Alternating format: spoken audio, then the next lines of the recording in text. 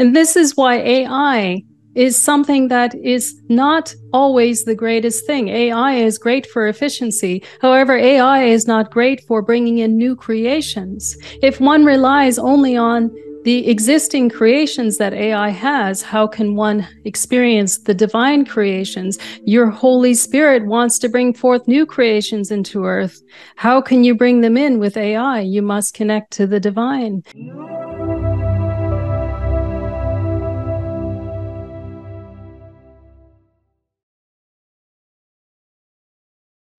I'd like to welcome to the show Genevieve Taeger. How you doing, Genevieve? Good, thank you. Excited, nervous. Don't be nervous. You're an old pro at this. You've done a couple of these before, so relax. I think it's going to be a lot of fun. I've been looking forward to talking to you. I really have. You are a wonderful channel and have, I always say unique aspects to channel, because anyone who channels has a unique aspect to it. But you don't just channel one or two entities. How many entities do you channel? I've channeled about 60 now. 60. So it sounds exhausting.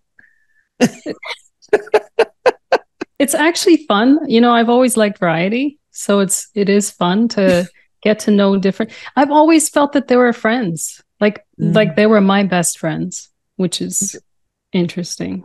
It is extremely interesting. So let's go back for a second. Before all of this insanity that is channeling came into your life, what was your life like before this? My life I was a bit of a loner. I liked, when I was a little kid, when I was 5 years old, I liked to just go to my dad's records and play them, some kind of spiritual music, that kind of thing. But then when I grew up, I just was like a regular person, going to school, talking to people, and going into the career world, learning geography, and then and music, and then getting into environmental studies. And then I moved into health and safety. So I always say this, I was a director with over 1,000 people in the automotive industry without the title of a director. Exactly. So were you like spiritual? You were into channeling? How did this come upon you? I was spiritual. I was always spiritual, but I was never like the whole idea of channeling, that never even came across my mind. I was just into going within, experiencing the breath. That's it. Nothing else. It was all just, this came later on, basically. How did it come? How did it come to you? Shockingly, it came when I was 16. I'm guessing I was around 16. And I was blow drying my hair, getting ready for school. And then all of a sudden I felt Mother Mary in my room. And you have to understand, like, I never even knew who Mother Mary was. Right. I didn't know anything about this, but I felt her presence and immediately I knew it was her. And it felt like she was giving me a blessing. That's what it felt like.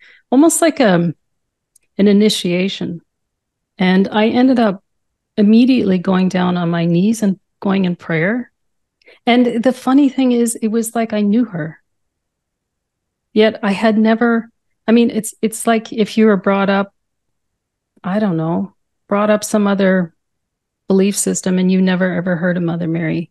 Yet right, yeah. All of a sudden Shiva shows up and you're like, who the heck is Shiva? Yeah. Yeah. So she showed up and I was on my knees and I was just grateful. And then she left and then I got up and I continued blow drying my hair and I went to school and I didn't tell anyone. Did you see her or feel her? I felt her. And you heard her? I didn't hear her. Interesting. Okay. Yeah. So you just felt the energy in the room. That was the beginnings of this. Yeah. In my mind's eye, I sensed that she was wearing that, the cloak. Yeah. But psychologically, how did you deal with that at the beginning? Like that seems pretty intense. So how did you deal with it? Like as a 16-year-old, no less. It felt peaceful. It felt normal. Okay. Yeah. So it's a weird thing because it felt like, oh, that's normal. It almost like, doesn't everyone experience it? And the weird thing was, it was so sacred, I had no need to tell anyone. It wasn't like I was trying to hide it from my parents. It was just like I had no need, which is totally doesn't make sense when you think about it. But somehow it just felt sacred. So how did this continue to evolve? Well, when I was 18, all of a sudden I went to sleep and I had some guru person come in and say, "It is time." And we went into another room, we sat in meditation, and I immediately became one with the light. Immediately. And I experienced love, I experienced divine wisdom, and I was just overcome. In the same way that people have near-death experiences, you become one with the light, you are the light, you experience the sound of the light, you experience the heartbeat, and the incredible love that you have never experienced on earth. And the other thing was, I was accessing wisdom. I was asking about science, about the planetary systems, and I was getting all this complex information, and it made total sense to me. And I also understood at that moment that there is no time and space. So this is all happening during your, during this, you kind of went to sleep or you meditated, and this all happened in this kind of experience. Yeah. And when you came back, did you just start hearing voices in your head? No. Okay. So then I came back, and I, believe it or not, that was so beautiful. I almost didn't want to be here anymore. That was pretty close to a near-death experience then. Yeah. And at that moment, I felt, why did I experience that? Because it was so beautiful. And I had to make peace with it for a while. And then later on in life, I understood why I did. But I also understood why many people don't experience it, because it's so incredibly beautiful. But it happened where it was, I don't know, it was probably my late 20s, early 30s, where I would go to sleep and then suddenly there would be a master, Quan Yin or Isis or Mother Mary, that would come to me and give me a teaching. And I would experience his teaching. And what happened was, I would say, I can't remember, I might have been 33 or something like that. And suddenly this is what happened. My brother had passed, and I went to a medium, and I wasn't into mediumship at all. Wasn't into psychics, nothing. Okay. And I was told, he was showing hands. And I was told, you need to look into this from the medium. And I thought, okay. And she said, you need to go to a psychic fair. And I thought, oh my goodness, do I need like psychic fair? Come on. And then I went, and there was a Reiki practitioner there, and I had some healing. But anyway, long story short, I ended up learning Reiki. And then right after that, I got into, you see all those books there? I bought all those books. I started reading and learning everything spiritual. And then I decided I'm going to try automatic writing. And this is where the channeling journey began. And I discovered Quan Yin. And she started writing as I was writing. And I didn't even know who Quan Yin was. I thought it was some made up name. Who is, for the audience, because she's not a very well known, at least in the West, Ascended Master. Can you talk about her a little bit? Yeah. So she's very well known in the East. Here's an example. You see statues of her.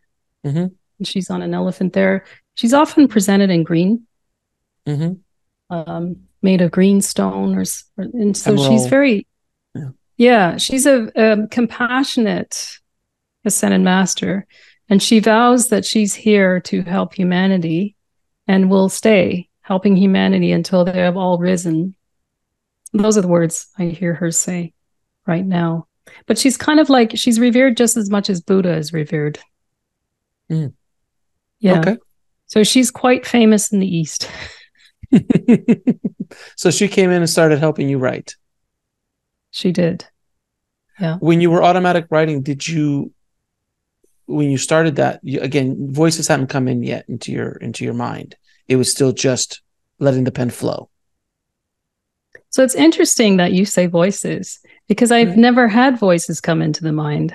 So how do you communicate that? How does it, that's very interesting. Like, cause a lot of times with channels, I hear the voice, or I sense them, or I automatic write, but what is the communication medium then? Yeah. So most people say I hear, But that's just the way they say it. It's not really that, for the most part, that we're hearing. We're actually, it comes in the form of thoughts. Right. Our own thoughts. And the thoughts are very different than our own personal thoughts. And that's how we can differentiate the difference between the two. Mm. And many people don't realize that they have this ability to connect to their spirit. They have the ability, even some have the ability to connect to other benevolent beings, but they don't realize it because you're so used to your own thoughts. So you don't realize that sometimes they may be some other thoughts that are occurring. So when you started to hear, or I say hear, when you started to, I'll just use the word hear because I can't use any other word. Hear these thoughts that are not your thoughts coming through your, or have these thoughts that are coming through your mind. My understanding is that the body needs to be prepared for this energy to kind of come in when you're channeling. I'm not sure if are you a trance channel or are you what kind of channel are you? I'm a channeler, a non-trance channeler. A non-trance. So you don't go into a full-blown trance and the entity comes in and speaks through you. You actually are a different kind of channeler. That's right. So I translate the energy that comes through me. Basically, I connect very strongly with them and I can actually express their personality. I feel their energy. Their energy is almost merging with mine, but I'm fully present. But I do close my eyes and I do appear like I'm going into a state because I do literally let them merge with me. And then I'm paying attention to the thoughts that pop up in my head. And I'm literally saying word for word what they're giving me. Sometimes some words I'm not, it might be an advanced word and it may be not a word that I normally use. And then I'm not kind of hearing the thought properly. So I try to translate the word into some dumbed down version. Exactly. So when this process started, did you have to kind of go through a priming period with your body to handle the energy load, which is much different than our normal energy load that we have on a day-to-day basis? Yeah, it is much different. And it is a slow process. And I believe that, it started out with Reiki. I took some other healing modalities. I, just even reading books. I started to develop myself. And always, the moment you start to do automatic writing or connect, you're already inviting in a much higher frequency. And when connecting to ascended masters or angels, they are extremely high frequency beings. And so, yes, it does take an ability to be able to integrate that energy properly. And if someone were to do that all the time, that could be a bit much. You could burn out. You could literally pop your circuits. Yeah, you could. Yeah. I've heard that from many other channelers that it's a slow process, takes years to be able to acclimate to the energy coming in. And sometimes they bring in lower frequency entities to kind of prime you, so before Jesus or Quan Yin comes in or Mary Magdalene comes in, or an angel comes in, that's very high frequency, though, like different tiers, if you will, to kind of prep the body. That's my understanding. Do you agree? Yeah, you're getting really experienced in this. It's amazing. Yeah, but Gaia is a good example. Yes. Of grounding to bring in her. She's a good example. Or instead of archangels, maybe angels would be a good step. Right. It's just like, just just a little bit to kind of like test the water a little bit. It's like the temperature of the water. You can't just jump into 0 degrees. You've got to slowly acclimate to the temperature little by little. So you go in to different pool temperatures as it keeps. So eventually you could just hang out in 0 degrees if you wanted to for as long as you want. But if you just jump in, it's going to freak you out and possibly can actually do some damage, from my understanding. Like burn out the nervous system, pop, like literally pop circuits. Yeah. That's why it's important to self-love, take care of yourself, honor yourself, and not be addicted to the feeling like, oh, there's something benevolent and I just want to hang out there. You got to understand that you have a purpose here. And they're just here to help you with your purpose, but you're still human and you're still meant to live a human life. And so it's important to have balance and to do those human things. It sounds, the channeling aspect of this, where you're, like you said, the benevolent energy, it sounds almost intoxicating in the sense that you want to be there. You're like, oh, why am I here? This is heavy. This is tough down here. I have problems on the other side. Like when I was in that room talking to these other masters, it felt so much better. I don't want to come back down here. It almost seems like what you just said you have to honor yourself that you are on this journey, but you're seeing what's on the other side. So it's a very interesting balancing game that channelers have to play, isn't it? It is. And it sometimes takes a while to understand this process. I mean, when you think about it, I'm 54 now. And I started in my early 30s. So it was a process of understanding all of this. And at the beginning, just feeling blown away by it all and learning how to make peace with being human, to be honest with you. Most of us don't in a lifetime. We don't make peace with being human at all. But once you got to kind of grounded yourself in like, no, I chose this is the path I'm on right now. And these abilities that I have are here to help me on my life's mission. Is that fair to say? Yeah. Well, actually, to be honest, it wasn't something that I decided to create as a life mission. It was something that I wanted to. However, I was doing fine. I was working as the health and safety person and making good money, or as much as I could possibly make. And so I always had the dream to be able to help others, but I was too terrified to give it a try and to find a way to make money and all this kind of stuff. And what happened was I had a breakdown when I turned 50. And that breakdown it was a blessing, because that breakdown made me say, I don't give a what anymore about what other people think, and whatever direction I'm meant to go in, I know that I'm meant to do this. And so I will do whatever it takes to make this direction. So it was a calling inside of me. It was a calling. And I made that vow suddenly that I will listen to the guidance and I will follow through and I will take those steps. And that's when crazy amount of information came through. When you opened the door, when you actually just said, when you had faith, I'm going to take a leap of faith and just go wherever you take me, I'm going to go. Exactly.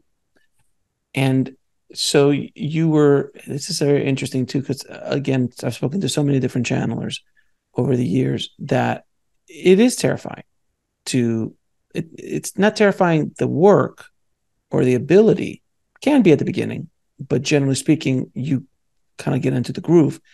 But coming out publicly, I always call it coming out of the closet, if you will, the channeling closet. Your family, your friends, your colleagues, how did the people around you deal with this new Genevieve? And how did you deal with it psychologically of possibly losing friends that you've had all your life, or family members and things like that? It's a thing a lot of critics don't think about. Like I always say there's a lot easier hustles than channeling. I mean, seriously, if you're going to try to hustle people in this world, channeling is pretty low on the list. So what happened then? Honestly, it was that breakdown. So what happened was I started hyperventilating the next day. I went straight to the doctor. I said, look, I need time off work. And then I went and saw 2 therapists to help me. And I said, I want to have my own business. And they helped me to use my own sense to see whether or not this is the right thing to do. And then that always worrying about what people think, it was because I didn't want to hyperventilate one more time. I didn't want to feel suppressed anymore. So I felt like my whole life, many people would be able to relate when they're in the automotive field. It's a grind. manufacturing. It's a grind. Like everyone who works there, when they go somewhere else, they think it's a breeze, but it's a constant grind. And people in there, people who are on health and safety, they can relate. Everyone hates you, basically, because you are making them do more work, and they hate you for that. So I got used to that. I got used to people talking behind my back, that kind of thing. And then other people smiling at me. And then next thing you know, they say something stupid behind my back. And so I got used to that. And I feel like I was prepared for that, for this moment in time where I wouldn't give a, flying F. Yes, I wouldn't care anymore, because the fear is what holds us back. That's the thing. The fear holds us back from really living our calling. And the messages and the guidance that I'm being told to share to the world is to step into this part of you where you're not afraid of your calling. So many people are afraid of their calling. They're afraid of doing what and you heard of that, the purpose things. It's like a big thing all of a sudden that everyone mission. Purpose and mission. They're feeling this, there's something more, and they're afraid, they're anxious. There's things that are holding them back. And it was just that moment where I thought, well, you know what? So what? People are going to think I'm weird. People are going to, people are going to hold the cross in front of me, thinking that I'm possessed or something like that. Obviously, the devil's working through you. That's what happens to all channels. Don't you understand this? Yes. Demons, devils. And again, I always like joking about this, because it's like, yes, these are horrible demons and devils, because all they're talking about is love and helping people grow and spiritual awakening. Horrible demons and devils. They obviously have not seen movies. That's not the way they work. Yeah. It's true. So you finally came out, and you said, "To hell with it. I'm going to start doing it." And did you lose? I'm assuming you lost friends. I'm assuming you lost family members, or people who just don't understand this world of yours. Well, the good thing is I didn't have a lot of friends. Okay. I have, though, just few quality friends. It's as you should. Mm-hmm. Because I find life is so busy that you don't have time to have a whole bunch of friends. My family, they just thought, oh, it's, are you sure? That kind of thing. Mm-hmm. But now my mom is like promoting me everywhere. All in now, right? Oh yeah, they're all in. Do you know my daughter's a channel? She does sessions. Would you like to talk to her? Isn't it amazing how that turns around so quick? Well, you know what? It's like in channeling is still fairly new concept to society. It is not a mass thing yet. It's becoming more mass. I'm hopefully helping with that with this show and kind of bringing out this idea. But there's been channels throughout history, as long as mankind's been around. But they were burned at the stake, or or drawn and quartered, or drowned, or something along those lines. But nowadays, it's not it's a little bit more accepted. And something you said very interesting that I haven't heard on the show before, that more and more people today are awakening to this mission, to this purpose in life that generations before, imagine people in the 50s waking up and going, I have a life mission that generally, my parents' generation, your parents' generation, they did not have a mission. They just I need to make some money so I can survive. Nowadays, it seems to be a little bit different. Would you agree? Yes, it's totally different. It is totally different, because when you think about the Schumann resonance is shifting on the planet. The frequency of the planet is shifting. I mean, this is a science. This is known. And when you understand wavelengths and you understand vibration, and when there's, when something's not bouncing up and down so quickly, it's a slower vibration. It's a lower vibration. And vibrations all relate to qualities of energy. Qualities of energy, meaning maybe security, stability. Those are much slower vibrations. And people's focus was on those things. As the earth shifts in frequency, the actual earth, then what happens is our cells, our bodies have to shift as well. We have no choice. We resonate to the earth. And when our bodies start to shift, then what happens as a result is the quality of energy that we're focused on becomes different. It becomes a higher frequency. So maybe, you're moving up that Maslow hierarchy, and where now people are experiencing more meaning. They want more meaning. They start to think about these things. And I feel like I'm missing something. I keep hearing that from people. I feel like I'm supposed to do more. What is it that I'm supposed to do more? And so this is moving up. Even when as I'm speaking, I can feel that it's a very different quality of energy. So when people can understand energy and how your bodies respond to energy, I mean, all the water starts to vibrate differently. And so our thoughts start to shift. And this is why it's becoming common knowledge now when people start talking about meaning. I want more meaning, or I want more purpose, or I want a mission, those kind of things. Right. And I think it's the awakening that's happening spiritually around the world, within all of us, because before we were always focused, and some are, and by the way, it's not a blanket statement, the entire species is doing this, but many of us are leaving the ideas of the physical behind and focusing on have to make a living, have to do this, have to do that, and focusing more on higher levels of energy where those things start to just be there. We're not rolling around and, we're not billionaires or anything like that. It's not the purpose, but our needs are covered. We have a roof over our head. We have food on the table. We can send our kids to school, things, just bare necessities to kind of just be comfortable. It's not happening for everybody, but a lot of people it is happening for. And when that starts to happen, they start to focus on more of the spiritual, more of the things, because at a certain point, you can have all the money in the world you want, but it's just a bigger box you're living in, a nicer box that you roll around in, at a certain point, you just like, if you live in a 10,000 square foot mansion or a 300 square foot efficiency, you're still waking up into a room, just a different size room at the end of the day, So I think people are starting to figure that out a little bit more. Would you agree? They are figuring that out a little more, but I think it's even beyond that. I feel that this is what I'm being told at this moment. So I'm just kind of, I'm connecting to the divine mind and listening to what's coming through at the same time. And it's not something we can verify. But what I'm being told is for a while now, there have been light workers that have come onto this planet. And they have brought in an awareness to people of who they really are. And there's been this shifting consciousness.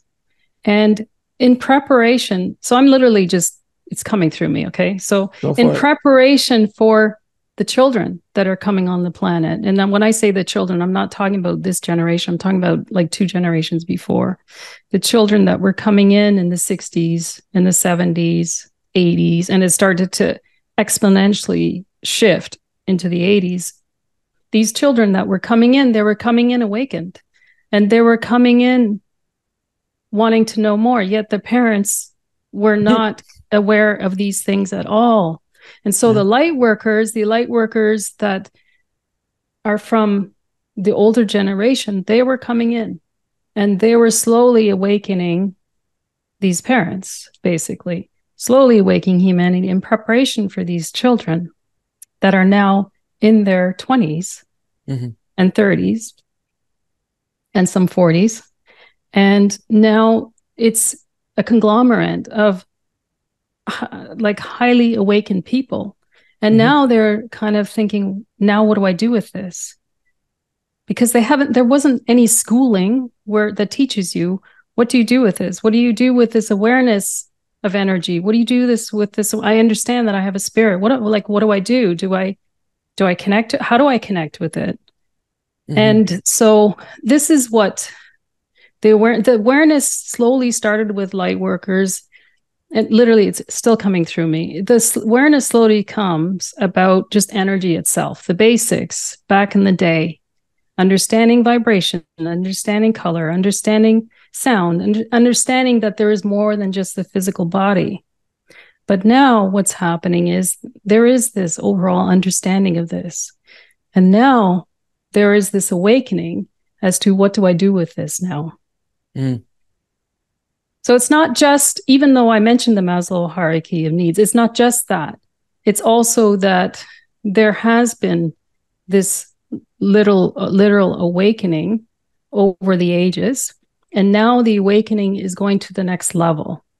Awakening now is not just about energy and sound and all that. Now the awakening is, how can I house the spirit in my body now? How can I house it and be completely aware of it and communicate with it and through that embody its purpose? That is what's happening. Very beautifully said. Tell the divine energy that they're not bad.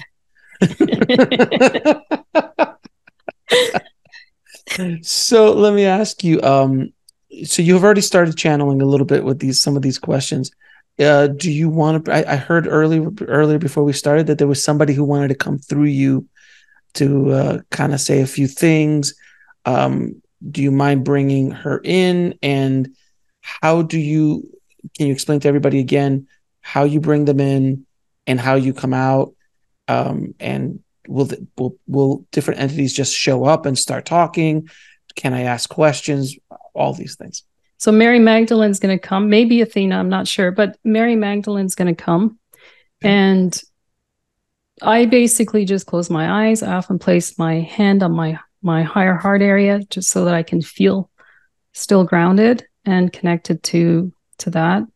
And I will show you their personalities because they share with me their quality of energy, but I'm fully present. Genevieve's still here. I'm just sharing with you what I'm experiencing so you can have an experience, basically, and also so you can feel their energy. The other thing I want to share with you is I have a unique quality of channeling incredible healing energy. They often give initiations and all that. Mm-hmm. So Mary Magdalene says, put your seatbelt on. Strap in. Some people may notice that. And okay. I just want to say, just let that integrate in your being. And sometimes it takes about 3 weeks to slowly integrate it. It keeps working on you. And then you can ask any question. The one thing that if they may steer you back on a certain track because they have a mission. Mm-hmm. They have a mission through me, so they may steer you, but that's just whatever. It's just so no asking the lottery ticket numbers. Is that not I can't just bad form? Got it. And then when I come, I just come back and I just yeah. So all right. So let's bring in Miss Mary Magdalene. All right. Welcome, sweet one. It is a privilege to be here with you, Alex, for you are shining your light for the world and you're awakening humanity in the most pleasurable way. And I am here with you to share this and to answer any questions you may have. First, thank you so much for coming. Is there any message that you want to give the people listening, the audience? Listen to that stillness within yourself. And understand that you do have something called passion. And when I refer to passion, I'm referring to a unique passion. It is not a passion where you're just bound by limitations with the mind. I'm talking about a passion where the spirit soars through you. Your spirit has this incredible passion, and it is emanating from your being as long as you are connected to the spirit and really defining your way through your spirit. And so what I'd like to do is be able to help you to understand that you have this passion and that your spirit so dearly wants to speak to you and show you its yearning, its calling for you while you are here on earth, because you have more to do on earth, more to experience on earth, and to experience the greatest joy, whatever your passion is calling you for.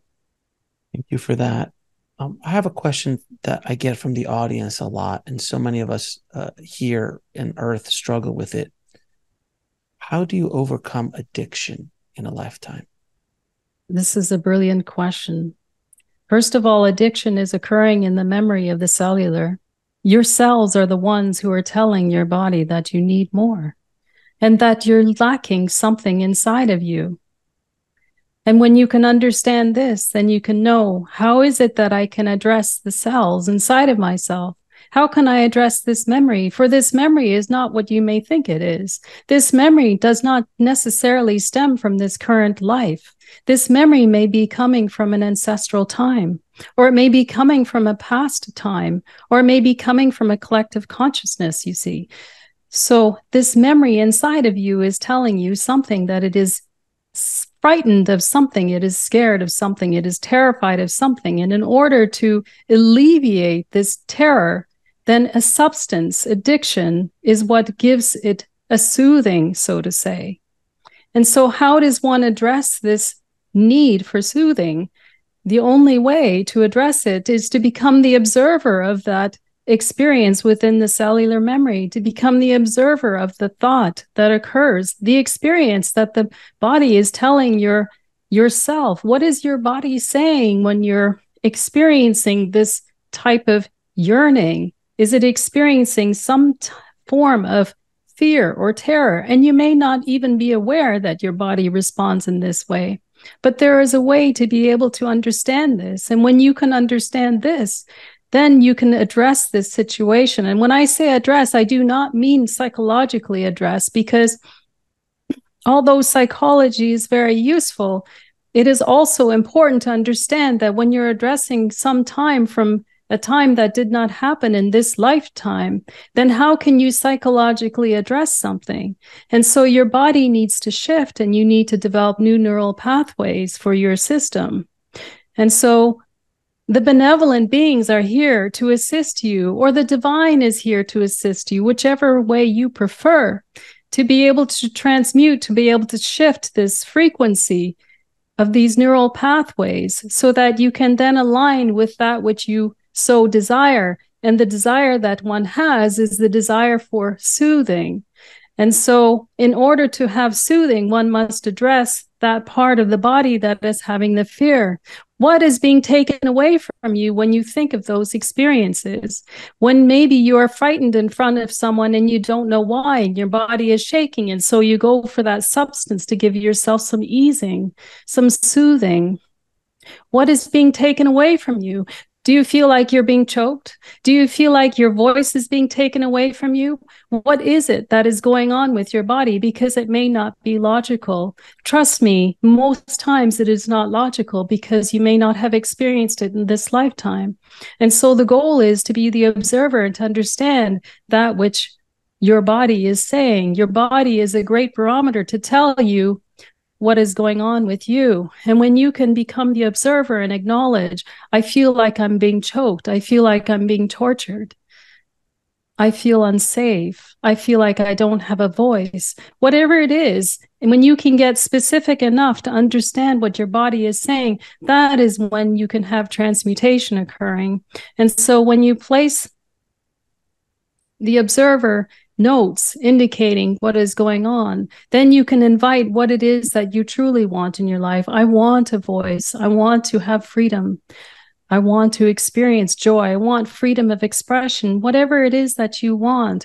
And through that, you can go into a meditation and invite the benevolent realm, or invite the divine to soar through you and to transmute those qualities of energy and neutralize them, so that the cellular memory no longer carries that information. And then you can move forward with a new you. And this energy will integrate in a matter of weeks inside your being. And you notice that you will start creating new neural pathways. You'll be thinking differently. And so this is how your life slowly changes. And those substances you won't be longing for. There will be a shift. You will suddenly desire some herbal tea or something different. And so it is a process, but this is kind of a shortened version I'm giving you. Thank you so much for that beautiful answer. It seems that on the other side, there is infinite knowledge. Why do we incarnate here to learn simple truths? Although you may think you incarnate here to learn simple truths, This is actually a lie. You are here to experience all kinds of truths, whatever it is that you please. And so you have a desire to experience simple truths, and that is the desire to do. However, if you have a desire to experience ultimate truths, you can experience the penultimism. She's making up a word.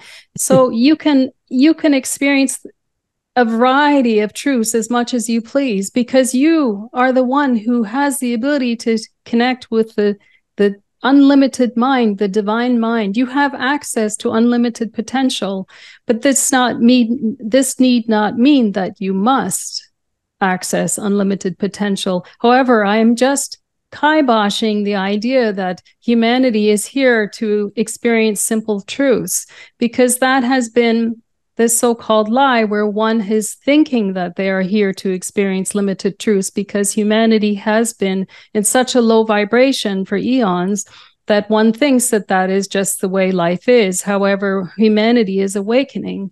And so you get to experience benevolent teachings. You get to experience those teachings that do not exist here on Earth.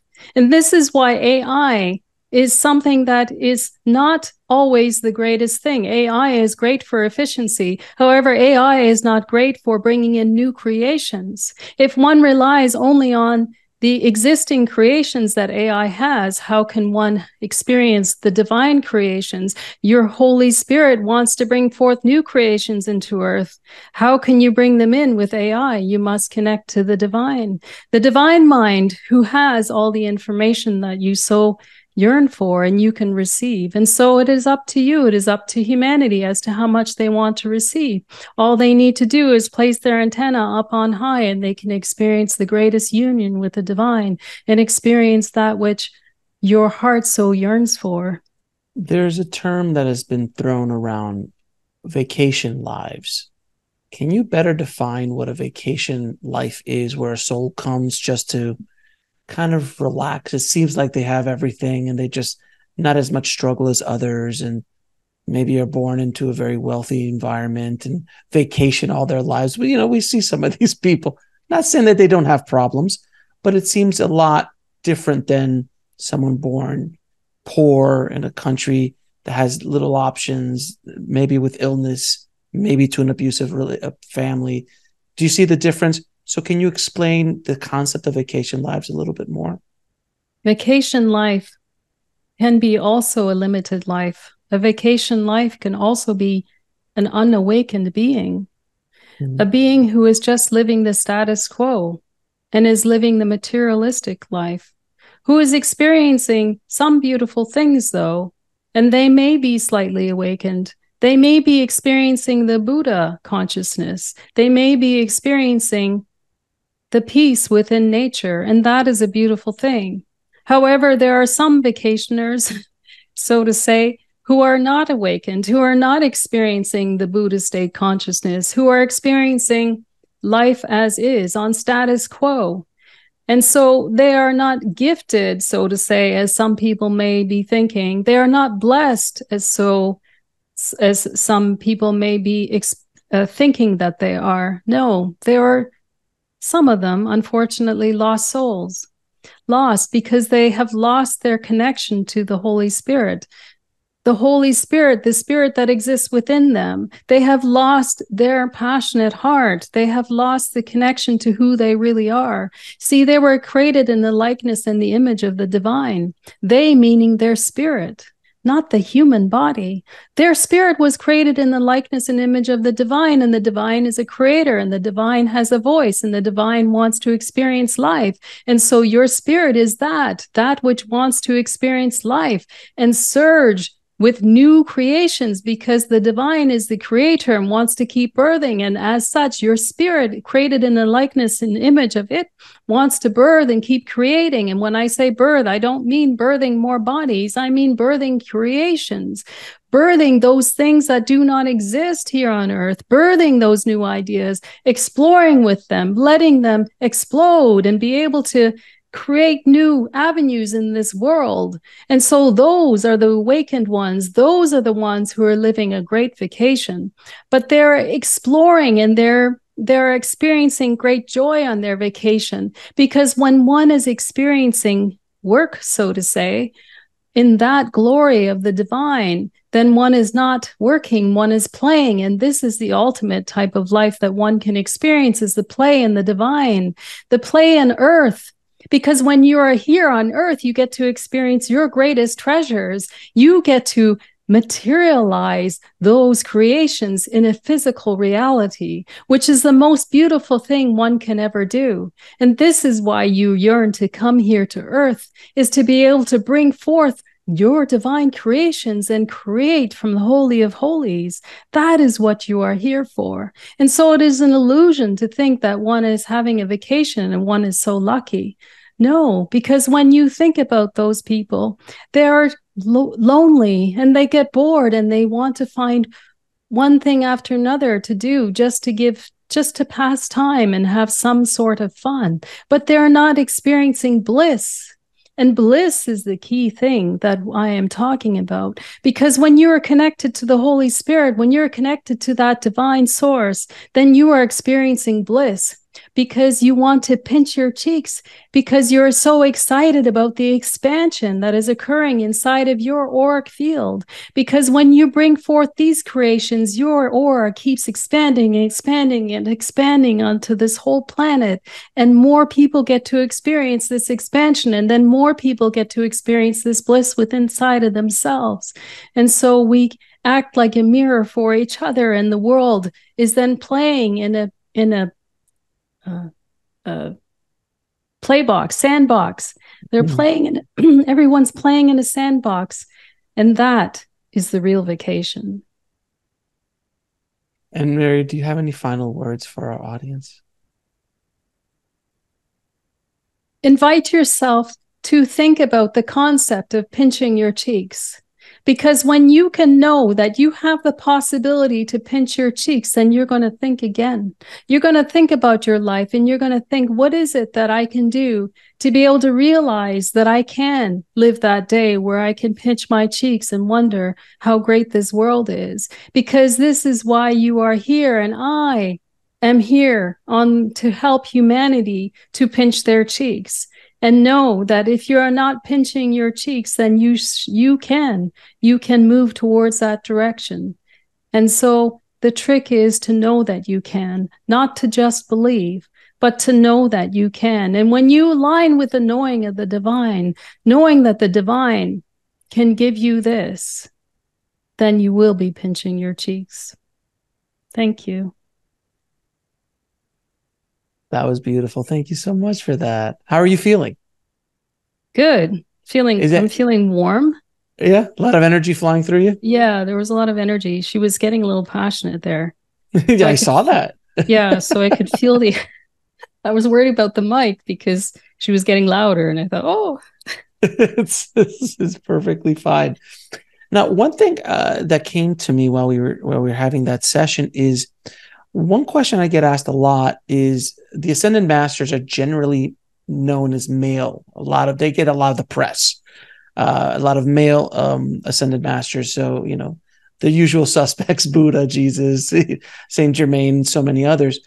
I've actually had audience members speak to me personally, like, are there any feminine masters? Are there any female Ascended Masters? And my answer has always been, yes, there are. We've had a couple like Mary Magdalene, Mother Mary, and a few others, but they're not predominantly out there. My experience, what I tell them, and please, I'd love to hear your thoughts on this, is that on Earth, it's been very male-centric, very male-led, and that if a female Ascended Master shows up in 2,000 years ago, probably not going to go well. So it had to be more male energy at that time. Is that a fair explanation? Yeah, that's a fair statement, because even in the 90s, I remember they were calling it the Brotherhood, the Brotherhood of Light. Yeah, I heard something about that, yeah. Yeah, and things are changing now. And yes, because even in books, some really great text written in the 1900s, you'll notice they say he throughout. and it's kind of like the woman is at home taking care of the kids, but the one who's getting some spiritual advancement, so to say, is usually the he. And that's what humanity was ready for, which is interesting because, as I mentioned to you before this call, is that I've noticed these goddesses are coming through, which is interesting, and they're not ascended masters. And so there seems to be this movement towards bringing in some of this femininity. And it is interesting to say that the ascended masters, it's not that common. It's a boys' club. Let's call it what it is. It's a boys' club for the most part.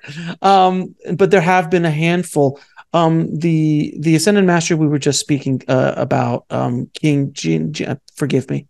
Quan Yin. Quan Yin. Yeah. You channel Quan Yin as well, correct? Yeah. Do you think she could actually come in? Can you channel her?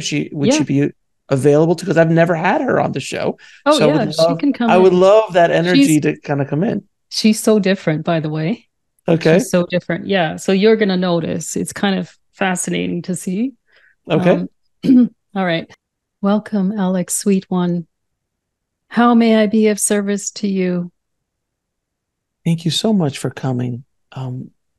My first question is, and I asked it of Genevieve, but I'd love to hear your thoughts.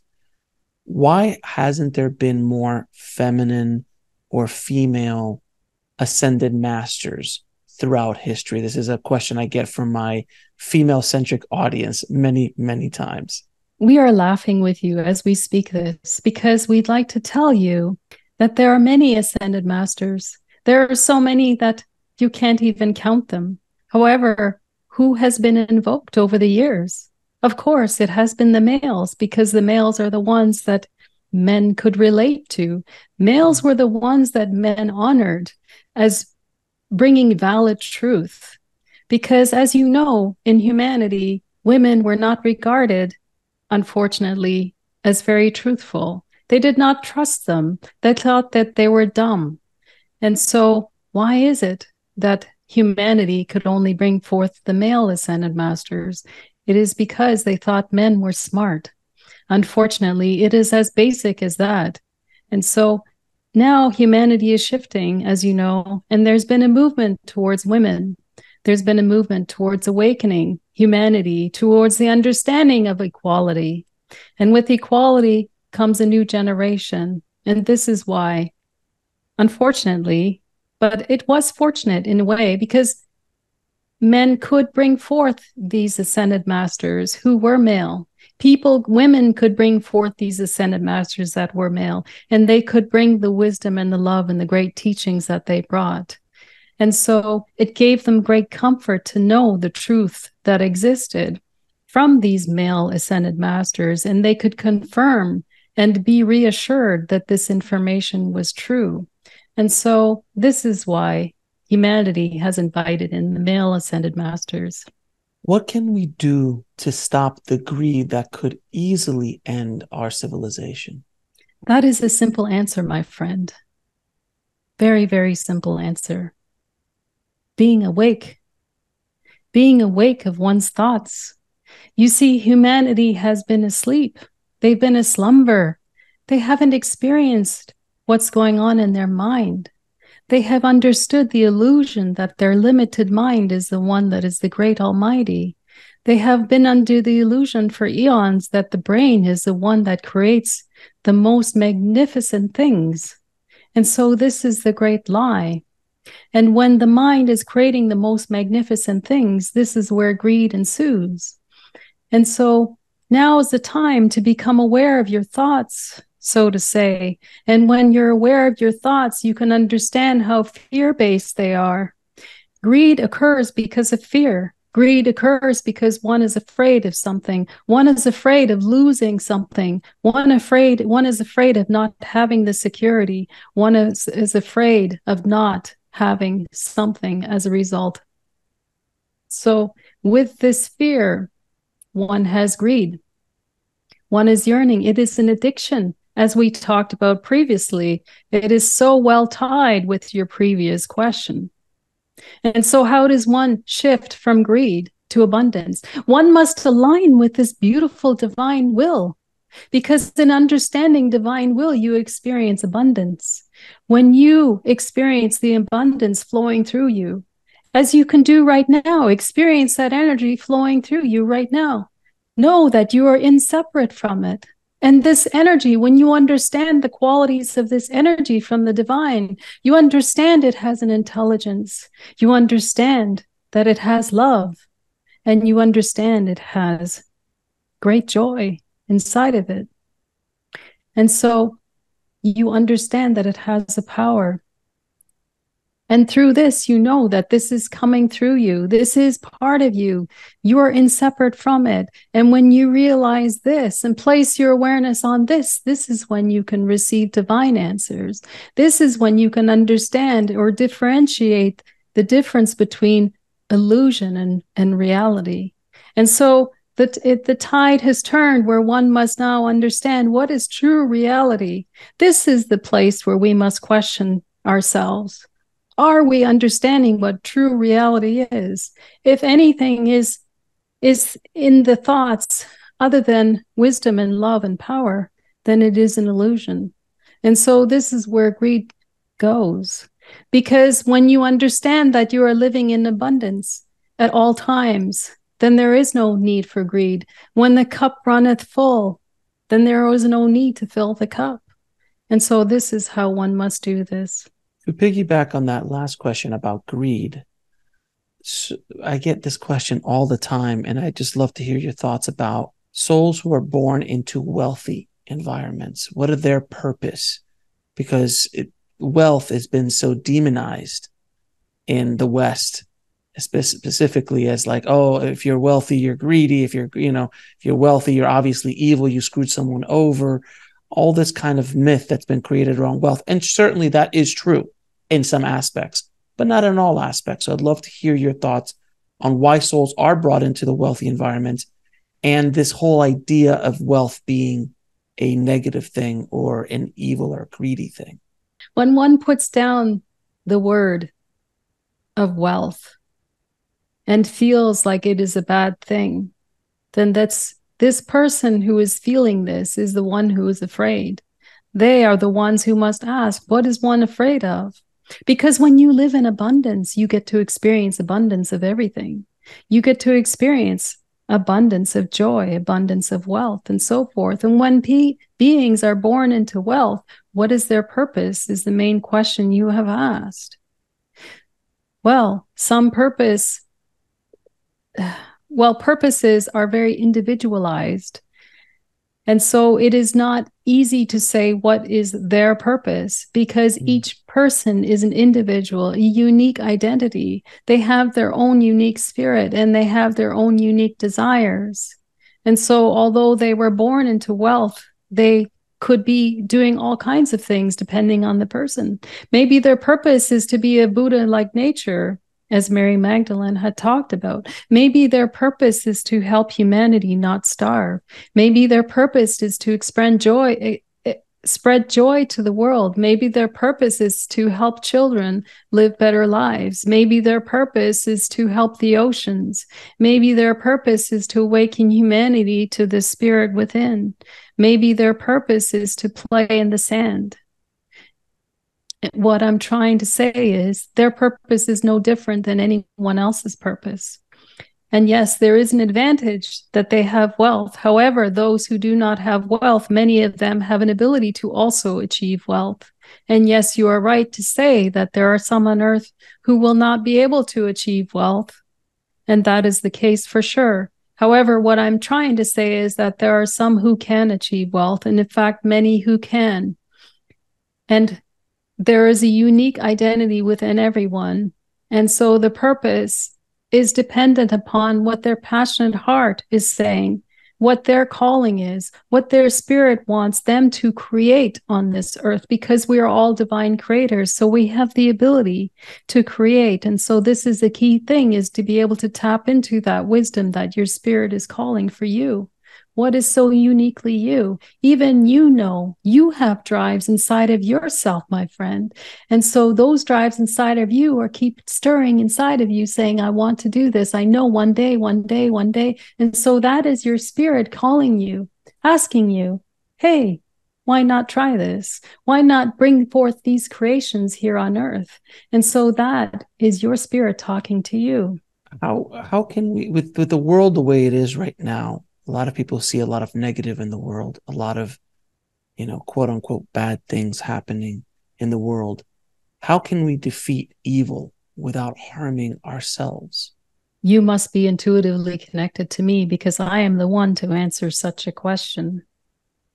I am the goddess of mercy and compassion. And so I am the one here to teach people to have compassion for others and to experience compassion inside the hearts of every humanity, of every human, to experience the love that exists within everyone. And so, although some people are experiencing strife in the world, when you experience strife inside of your body, you can even imagine a war inside of your body right now. When you imagine a war inside of your body, what does your body do? It constricts. It starts to feel ugliness inside of itself. It feels less light. Things are stiller. Everything's moving towards a rock solid foundation, but not a proper foundation where you feel like you're turning into stone and you're not able to move. And so the goal is not to experience the war inside of yourself and not to protest the wars going on, not to say that some cannot do that. But what I'm trying to say is that when you focus on the greatness in the world and you focus on awakening humanity to what truly exists, because the strife that exists in the world is because of lost souls who know not the divine truth. And when you can awaken humanity to the divine truth rather than telling people what is wrong, because if you saw the ocean as flat and I told you, no, it's not flat, the earth is round, you would not believe me.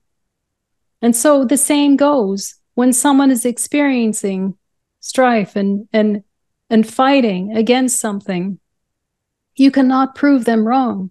All you can do is awaken them to the truth that exists within. And the highest truth is that truth that they can receive from the divine mind. The divine is always connected to you, and all you need to do is place your attention on that. And when you place your attention on that, you start to receive divine wisdom. You start to experience divine love. It cannot be hidden. And through that, when you shine that inside of your being and you point that way in that direction and you point that way to others, they start to experience it inside of themselves. And when they experience it inside of themselves, then they know. They start to awaken and they start to experience compassion within themselves and they start to wake up. And they start to experience divine truth as a result. And this is when they start questioning their own motives. And this is when they start to change. Do you have any final words, parting messages for the audience? Know that you are not separate from the divine. When you can experience the qualities of love flowing through you, when you can experience love for others, when you can forgive others because you know that inside of them is truly the divine and they are just lost souls, then humanity will start loving each other and being kind to each other. And this is what everyone so deserves. Everyone deserves forgiveness and love and support. And know that you so deserve to experience a joyous life. And you can begin today, and do not be hard on yourself for your past. Make amends with your past and start living a joyous life. And I am here with you whenever you want to call upon me. You're so right. She definitely has a different energy. She is never harsh. She's never harsh. No, she's Mary has a little bit more spice in her. Yeah. To say the least. And going along with this this theme of female ascended masters, do you know of any others from other cultures as well that we could tap into? Not today, I'm just saying as a general statement. Are there any other ones that if people listening want to kind of go down the road and start to look up and study other ascended masters' works, maybe lesser known female specific ascended masters? Do you have any you could recommend? I can recommend at the moment, because I'm just your spur of the question here, but I can recommend Goddesses for sure. Goddess Daphne, she's all about nature. She's all about you connecting to the nature within you and to understand your natural part of you. Goddess Sophia is all about helping you with your creative side, helping you awaken your creativity. Goddess Emanuela, she's here to unite you with the essence of the divine, the qualities of the divine, so that you can experience these qualities more in your being. And I believe Quan Yin was the one talking about experiencing that more. And Goddess Emanuela is really, really useful for that. And well, Goddess Athena, she's all about experiencing the warrior in you. Goddess Isis, she's all about helping you to experience full balance of the active qualities, the great masculine qualities, and then the receptive, the creative qualities of the feminine. And so those are some examples. Gaia is expressed as a great mother as well. And yeah, I would say that's probably enough. Yeah, that's a good starting point. And for people who don't know who Gaia is, can you just real quickly? Gaia is the great spirit of Mother Earth. Right. Yeah. Mother Moon too. Sorry, okay. Mother Moon too comes as a great spirit too, and she helps you to see your reflection, but in a good way. Instead of self-sabotage, to see what you hold is beautiful. And anybody in your repertoire of entities that you channel, does anybody else want to just come in to say a few words or messages that they want to get through as the window is open here to talk to an audience? From my experience, the line is probably forming right now, but I have some experience in this. Any quick messages of who wants to come in? Sure. Let's see who beats the chase. I feel strongly Archangel Raphael. Okay. Have you ever had him? I don't know if I've had Raphael. I've had a couple. I've had Michael. Michael shows up a few times. I haven't had a lot of archangels. I've had archangel groups, but never individual as much. Okay. So he's trying to show off. So hey, let's do it. Okay.